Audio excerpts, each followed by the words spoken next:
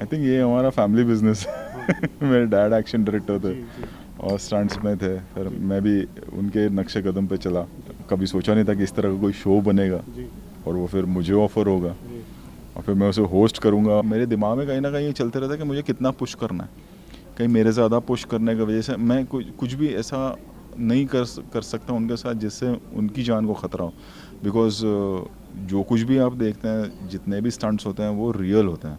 I think ये हमारा family business हाँ है। मेरे डैड एक्शन डायरेक्टर थे जी जी और स्टंट्स में थे, फिर जी मैं भी उनके नक्शे कदम पे चला। जी एंड फिर कभी सोचा नहीं था कि इस तरह का कोई शो बनेगा जी और वो फिर मुझे ऑफर होगा जी। और फिर मैं उसे होस्ट करूँगा और फिर एक या दो नहीं 8 सीज़न होस्ट करूँगा और इतना पॉपुलर हो जाएगा। I think so. I am thankful to the audience, thankful to God के लोगों ने इतना पसंद किया, इतना प्यार दिया इस शो को अब तक। आपने डैड को याद किया। डैड जब स्टंट करते थे तब तो इतने प्रिकॉशन, इतनी सेफ्टी भी नहीं होती थी। अभी उसमें उस दौर में और आप क्या। ज़मीन आसमान का फ़र्क है। जी जैसा कि आपने सेफ्टी से ज़्यादा था कि होता ये था कि तब उस वक्त कंप्यूटर ग्राफिक्स नहीं थे, स्पेशल इफ़ेक्ट्स नहीं थे, तो जो भी होता था वो रियल होता था, डिफ़िकल्ट होता था। अभी भी डिफ़िकल्ट है, चैलेंजिंग है, बट थोड़ी सी आसानी हो जाती है बिकॉज ऑफ स्पेशल इफ़ेक्ट्स अब। सर, आप जिन फिल्मों में स्टंट कराते हैं वो तो स्टंटमैन भी स्टंट करते हैं, और ये तो एक्टर होते ही नहीं स्टंट वाले। ये जो खतरों के खिलाड़ी में जब स्टंट करते हैं तो आपको कितना तैयार प्रिकॉशन रहना पड़ता है, लेना पड़ता है और एक दायरा सेट करना पड़ता है। बिकॉज जैसे कि आपने कहा कि ये स्टंटमैन नहीं है, ट्रेन प्रोफेशनल्स नहीं हैं, एक्टर्स हैं, सिंगर्स हैं एंड स्टंट किया नहीं है कभी, तो बहुत ध्यान रखना पड़ता है कि जब स्टंट करें तो किस तरह का स्टंट डिज़ाइन करें कि ये कर सकें।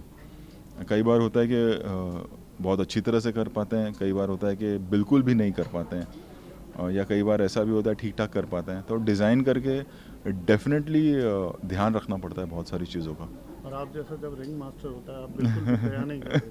नहीं, इम्पोर्टेंट ये होता है कि पहली बात तो सबसे इम्पोर्टेंट है कि कोई थोड़ी बहुत चोटें तो लगती हैं। जैसे इस सीज़न में भी अगर आप देखेंगे तो अर्चना को जी 3-4 स्टिचेस आए, शिव के हाथ में मार लगी उसको 6-7 स्टिचेस आए, बट लाइफ थ्रेटनिंग ना हो उनके लिए, वो इम्पोर्टेंट होता है।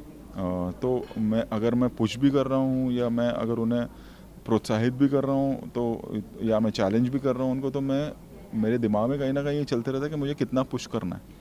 कहीं मेरे ज़्यादा पुश करने की वजह से मैं कुछ भी ऐसा नहीं कर सकता उनके साथ जिससे उनकी जान को ख़तरा हो। बिकॉज जो कुछ भी आप देखते हैं, जितने भी स्टंट्स होते हैं वो रियल होते हैं, और रियल टाइम होते हैं। मतलब ऐसा भी नहीं होता है कि हमें बाद में कुछ हम CGI कर रहे हैं ऐसा कुछ। तो टास्क मास्टर होना भी ज़रूरी है, but at the same time उनकी लिमिट क्या है वो ध्यान में रखना भी ज़रूरी होता है। आपको किसने सबसे ज़्यादा प्रभावित किया है? थोड़ा मुश्किल है मगर फिर भी नहीं, इस सीज़न में बहुत से थे, क्योंकि इस सीज़न में अराउंड मैं कहूँ तो 90% ऐसे खिलाड़ी थे जिनको मैं जानता नहीं था पहले। और जब मैं वहाँ पहुँचा या जाने से पहले लिस्ट देती है कलर्स की टीम मुझे कि ये सारे खिलाड़ी हैं, तो उसमें काफ़ी ऐसे थे कि मैं जानता ही नहीं था।